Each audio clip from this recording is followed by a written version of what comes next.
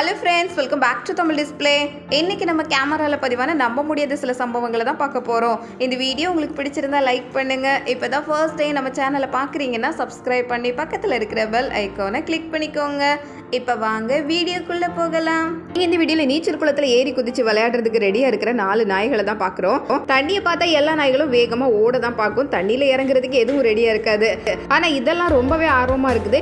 இதில் இந்த நாய் எங்கடா பாதை எங்கடா வழின்னு தேடி தேடி எப்படியோ உள்ளே குதிச்சதுக்கு அப்புறம் அதுக்கு அப்படி ஒரு சந்தோஷம். அடுத்தது இங்கே இந்த வீடியோவில் நம்ம பார்க்குறது, ராத்திரி நேரத்தில் இந்த 2 டாகும் மெத்தையில் நல்லா படுத்து தூங்கிட்டு இருக்கு. திடீர்னு ஒரு டாக் ஏதோ கனவு கண்டிருக்கும் போல பக்கத்தில் இருக்கிற இதை அப்படியே எட்டி உதச்சிருக்கு பாருங்க. உதச்ச வேகத்தில் அப்படியே திடுதுப்பண்ணு தூக்க கலக்கத்திலே கீழே வந்து விழுது.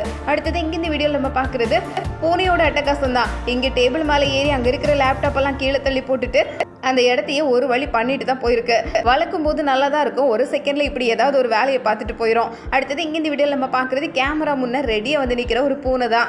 என்ன ஒரு ஆர்வமாக பார்த்துட்டு இருக்கு பாருங்களேன். புதுசாக இங்கே ஏதோ மாட்டி வச்சிருக்காங்களே அப்படின்னு தேடி தேடி பார்த்துட்டு இருக்கு போல. எங்க இந்த வீடியோவில் நிறையவே தர்பூசணி பழங்களை அடுக்கி வச்சிருக்காங்க. இங்கே 2 பேர் பார்த்த வேலையை பாருங்க. வேலையெல்லாம் முடிஞ்சுது அப்படின்னு அந்த இடத்த விட்டு கிளம்புற நேரத்தில் இப்படி மொத்த தர்பூசணி கீழே விழுற மாதிரி ஆயிடுச்சு.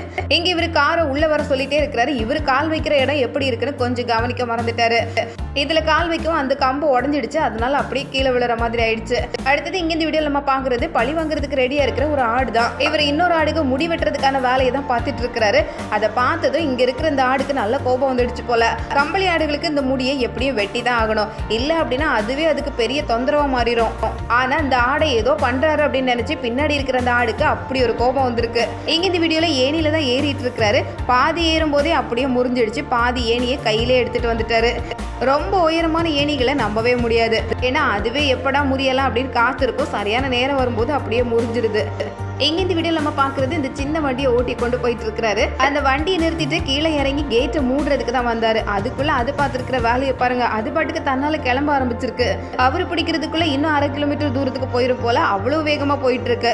இவரு கேட்டை பூட்டிட்டு திரும்புறதுக்குள்ள அது எவ்வளவு தூரம் போயிடுச்சு பாருங்க. எங்க இந்த வீடியோல ட்ரக்கை ஓட்டிட்டு வந்தவரு ட்ரக்கை விட்டு கீழே இறங்கலான்னு பார்த்தா கதவு கையோட வந்துடுச்சு. அவருக்கு கொஞ்சம் கோபம் வந்துடுச்சு போல, தூக்கியே போட்டுட்டாரு. அடுத்தது இங்க இந்த வீடியோல பாக்குற லேடி, இந்த இடத்துல நிறைய மணல் எல்லாம் சேர்த்துட்டு இருக்காங்க. தள்ளு வண்டியில தள்ளி கொண்டு வந்து எப்படியோ இவ்வளோ பெரிய குவியலை உருவாக்கி இருக்கிறாங்க. ஆனா உயரம் கூட கூட கடைசியில் எப்படி சாரிக்கு விட்டுடுச்சு பாருங்க. ஒவ்வொரு வேலை செய்யும் போது ரொம்ப உஷாரா தான் இருக்கணும் போல. எங்க இந்த வீடியோல ஒரு கார் கிளம்புறது தான் பாக்குறோம். போன வேகத்துல நேரம் அங்க இருக்கிற சுவர்ல தான் போய் மோதி இருக்கு. இவ்வளவு பெரிய ரோடு இருக்கும்போது அது சுவர்ல மோதினது மட்டும் இல்லாம அப்படியே புகையா கிளம்ப ஆரம்பிச்சிருக்கு. உடனே உள்ள இருந்த எல்லாரும் கதவை திறந்துட்டு வெளியே வந்துட்டாங்க. கார் ஓட்டுறதுக்கு நல்ல ட்ரைனிங் எடுத்துட்டு வண்டியை கையில தொடுறது தான் நல்லது. அடுத்தது இங்க இந்த வீடியோல பாக்குறது குதிரை கொட்டகை தான். ஒவ்வொரு குதிரையும் ஒவ்வொரு பெட்டிக்குள்ள இருக்குது. இதுதான் அந்த குதிரைக்கு கோபம் வந்துடுச்சு போல. திடீர்னு ஒரு தள்ளிச்சு பாருங்க. அந்த கொட்டகை எப்போ உடையலான்னு காத்திருந்த மாதிரி டக்குன்னு உடஞ்சு போச்சு.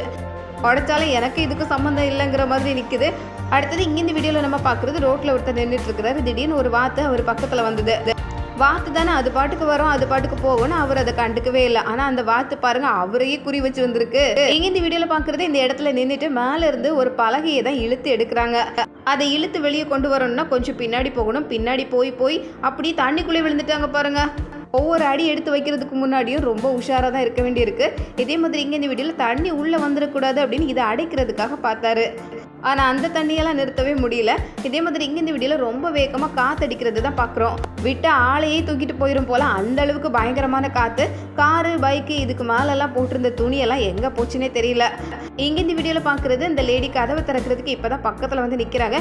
கீழே ஏதோ தெரிஞ்சுது, காலில் ஏதோ தொடுற மாதிரி தெரிஞ்சுது. பார்த்தா அது ஒரு பாம்பாக இருந்திருக்கு.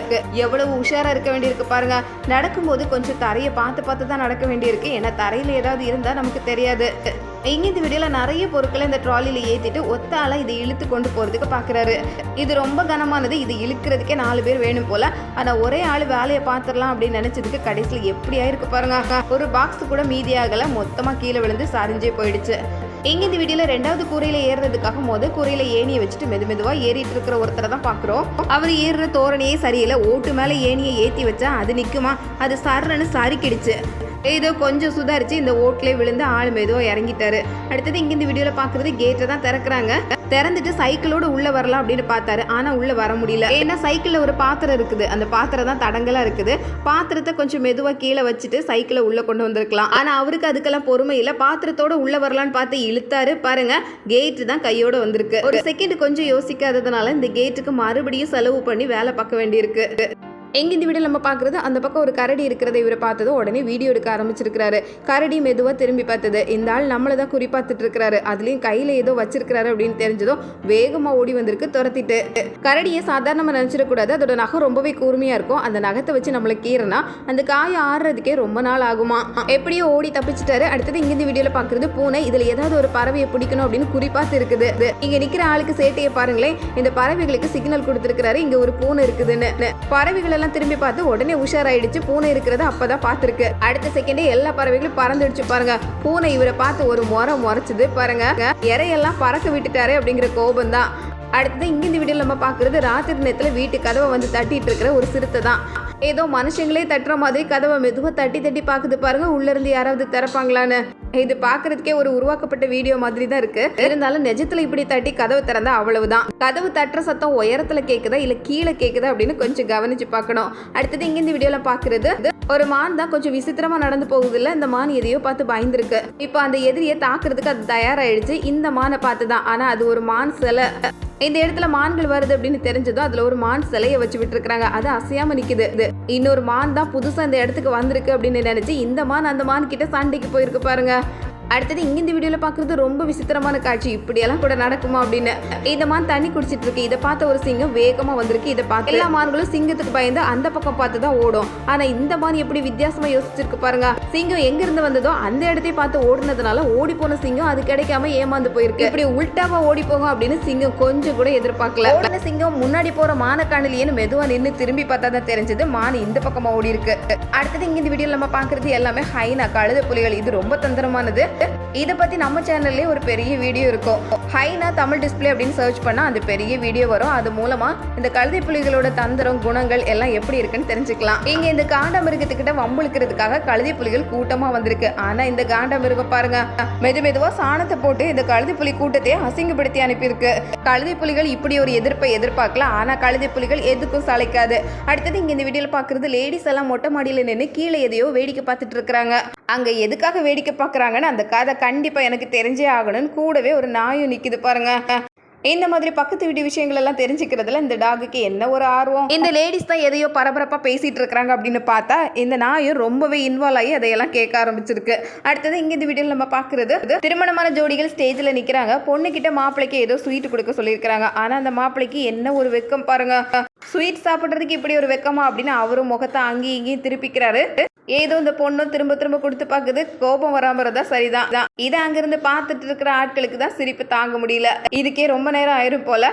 இந்த ஸ்வீட்டை கொடுத்துட்டு ஒரு போட்டோ எடுக்கிறதுக்குள்ள ஒரு வழி ஆயிடுச்சு.